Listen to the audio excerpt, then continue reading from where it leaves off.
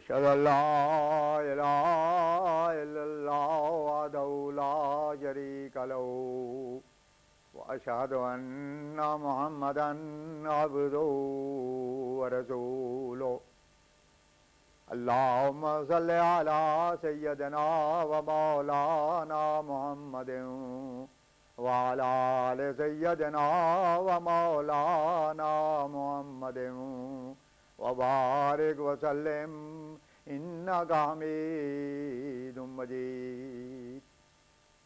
زمانے کی امامت کو زمانے کا امام آیا، محمد کی غلامی میں محمد کا غلام آیا۔ خاتم الانبیاء حضرت محمد مصطفیٰ احمد مجتبیٰ صلی اللہ علیہ وسلم کے غلام اور ہمارے امام بانی جماعت احمدیہ حضرت مسیح موعود و مہدی مسعود کے ایمان افروز اور روح پرور ملفوظات۔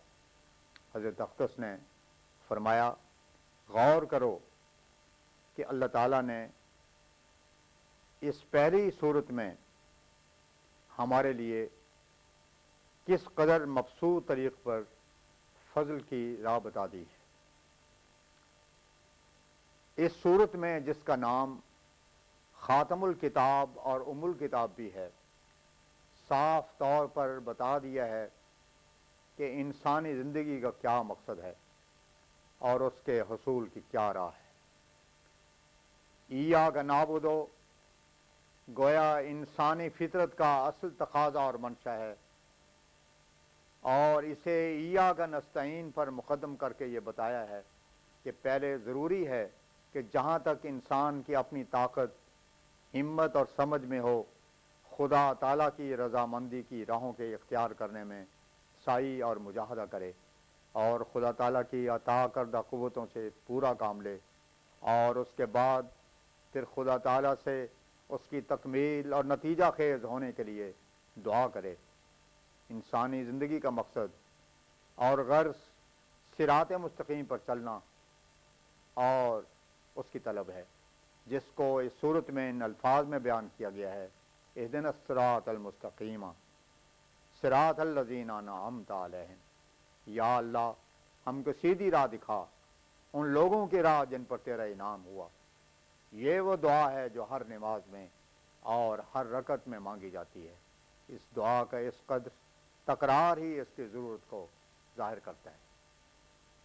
ہماری جماعت یاد رکھے کہ یہ معمولی سی بات نہیں ہے، اور صرف زبان سے طوطے کی طرح ان الفاظ کا رٹ دینا اصل مقصود نہیں، بلکہ یہ دعا انسان کو انسان کامل بنانے کا ایک کارگر اور خطا نہ کرنے والا نسخہ ہے، جسے ہر وقت نصب العین رکھنا چاہیے اور تعویذ کی طرح مد نظر رکھنا چاہیے۔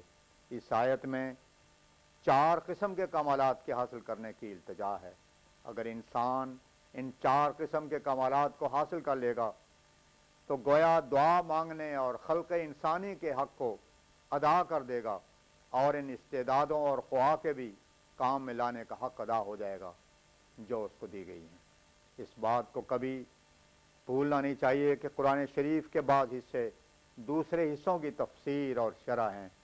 ایک جگہ ایک امر بطریق اجمال بیان کیا جاتا ہے تو دوسری جگہ وہی امر کھول کر بیان کر دیا گیا ہے، گویا دوسرا پہلے کی تفسیر ہے۔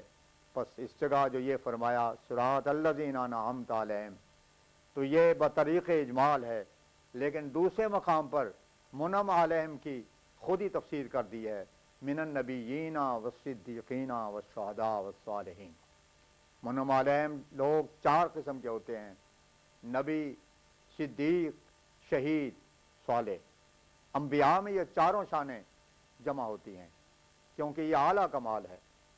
ہر ایک انسان کا یہ فرض ہے کہ وہ ان کمالات کے حاصل کرنے کے لیے جہاں تک مجاہدہ صحیحہ کی ضرورت ہے، اس طریق پر جو حضرت صلی اللہ علیہ وسلم نے اپنے عمل سے دکھا دیا ہے کوشش کرے۔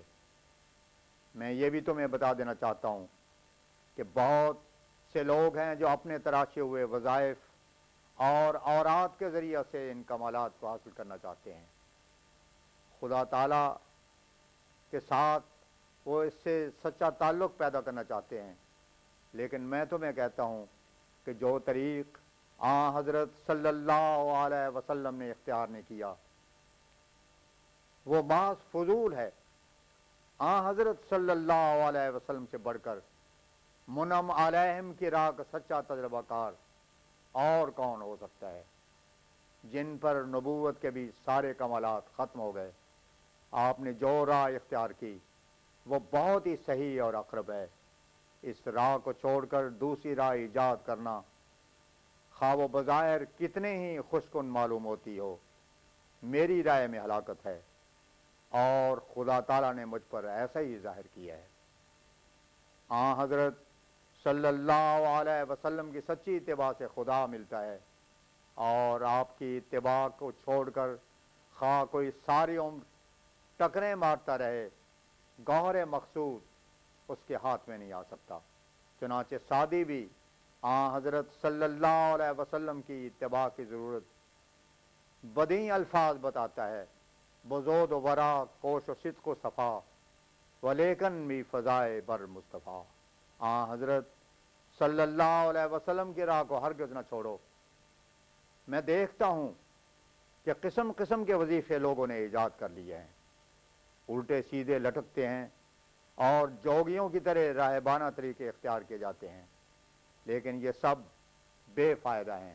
انبیاء کی یہ سنت نہیں کہ وہ الٹے سیدھے لٹکتے رہیں، یہ نفی اس بات کا ذکر کریں اور ارّا کے ذکر کریں۔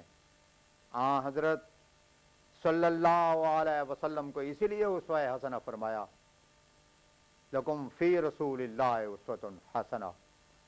حضرت صلی اللہ علیہ وسلم کے نقش قدم پر چلو اور ایک ذرہ پر بھی ادھر یا ادھر ہونے کی کوشش نہ کرو۔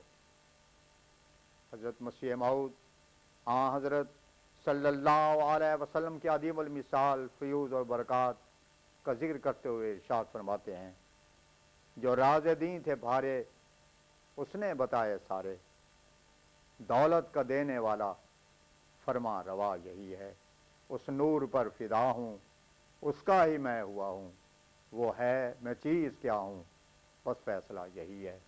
وآخر دعوانا ان الحمد للہ رب العالمین۔